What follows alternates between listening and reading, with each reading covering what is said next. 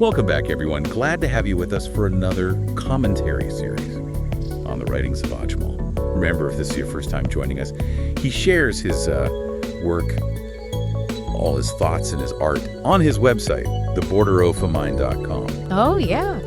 And today we're going to be focusing on one of his blog posts called Joy and Love from May. Yeah, that's a good one of this It year. was a really interesting one.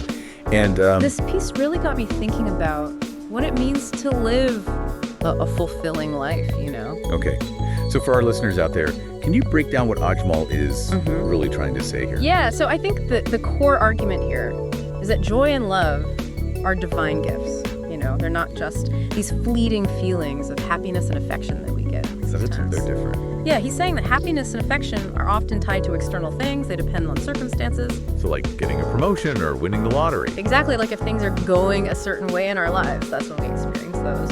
But if you like miss the bus or spill coffee on your shirt. Right, exactly, if something bad happens. Our happiness, it kind of fades away, you know? Conditional. It is, yeah, it's conditional.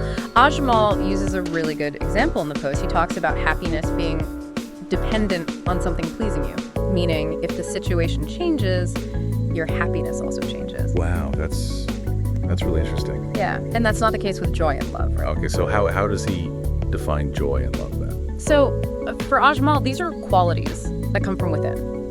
It's all about cultivating contentment, no matter what's going on around you, like regardless of your external circumstances.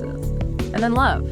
You know, love is unconditional. It's selfless. It's not about what you're getting, but what you're giving. I love that. It reminds me of that saying, happiness is a butterfly, but joy is a well. I don't know. You might be chasing after a butterfly your whole life, but joy is a source you can always come back to. That's a perfect analogy. And he even extends that to affection versus love. You know, affection, it comes from being pleased by something or someone, but love is directed towards something bigger. What he calls the eternal. That's really interesting. Yeah, it's a different orientation, a different way of being. Okay, so pleasing the eternal.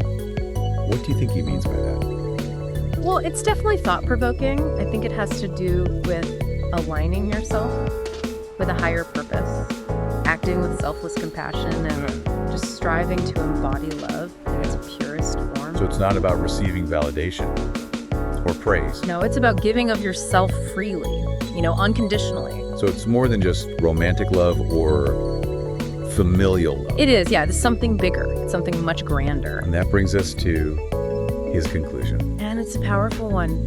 He says that joy and love offer this unshakable fulfillment because they're rooted in something beyond ourselves, something that transcends the ups and downs of everyday life. So if our listeners want lasting happiness, maybe they should be focusing on cultivating joy and love instead. Yeah, I think it's something to consider. You know, Ajmal's insights really challenge us to look inward and cultivate these inner qualities. It's easy to get caught up in external things. Yeah, right? We're always chasing validation and pleasure. Everything else will eventually feel temporary and shallow. I think this has been a really insightful discussion. Yeah. And I really encourage everyone listening to check out his website, theborderofamind.com. Yes.